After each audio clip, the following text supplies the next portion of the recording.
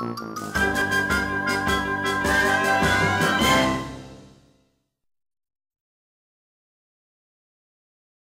going to begin with something I call the fake how to draw book. In this, I made a representation that's supposed to be a cartoon version of me.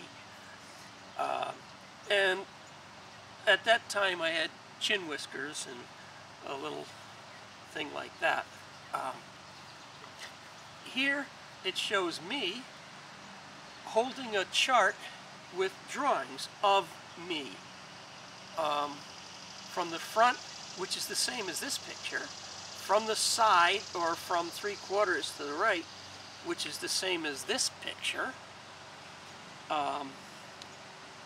and the woman has a 3/4 left rear back head there, and here is a left head of her, and she says, "My pictures never look like they're the same person."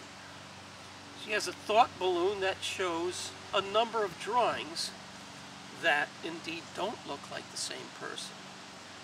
And what I was suggesting was that you fill in something like this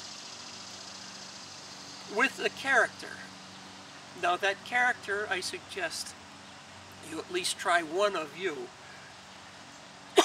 Although you probably don't know exactly what to exaggerate, just do it, just more or less do it, and you'll have it. Then, every time you draw a picture of it, you simply trace that. Improve it with a different mouth position, or,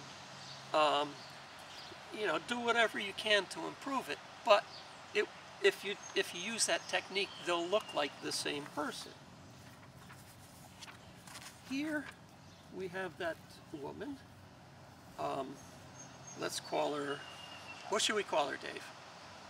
Diana. Diana.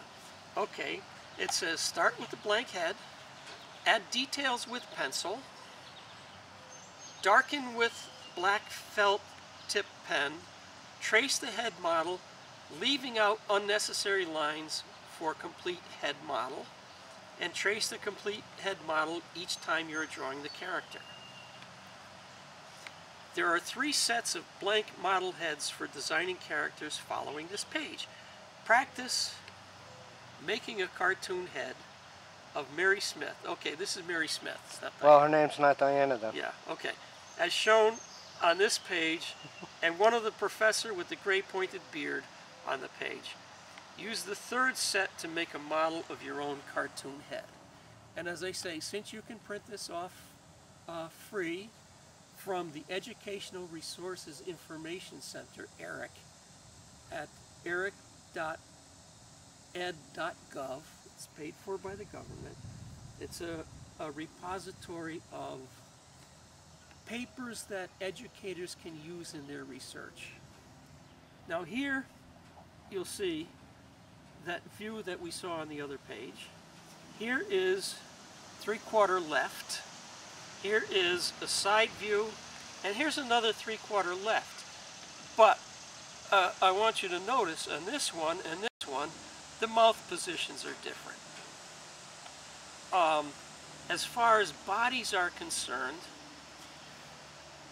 you might be able to do well by using a black felt tip marker on a Xerox copy of an action picture, and then when you flip it over, you have the outline. 60 years ago, I walked into the Jane Street Library in Bridgeport and saw a book called Junior's Fun to Draw.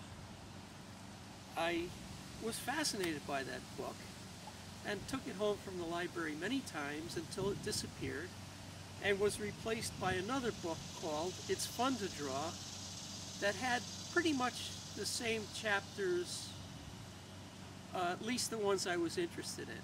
Same author, same copyright date. So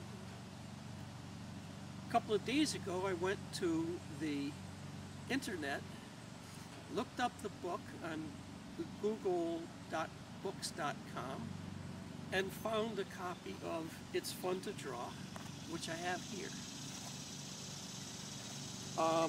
In that, there are single frames of cartoon things. For example, here's a policeman in a walk cycle, here's Bugs Bunny waving a baton around, and so forth. Not long after that, or maybe a few years after that, I found this in a bookstore. You've probably seen this before. This is Weebridge, Edward Weebridge, the University of Pennsylvania, who made pictures back in the 1800s by having animals and people trip over wires, and ended up with sequences of,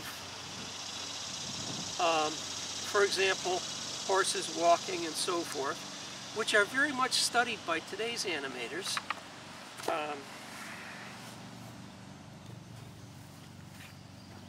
And so on and so forth. Now, what I plan to do is a couple of things. One, I plan to share with you my experiences as I learn a kind of animation software, a phenomenal kind of animation software called Maya. Maya won an Academy Award for being used in just about all of the top quality feature-length animated movies by all of the major studios.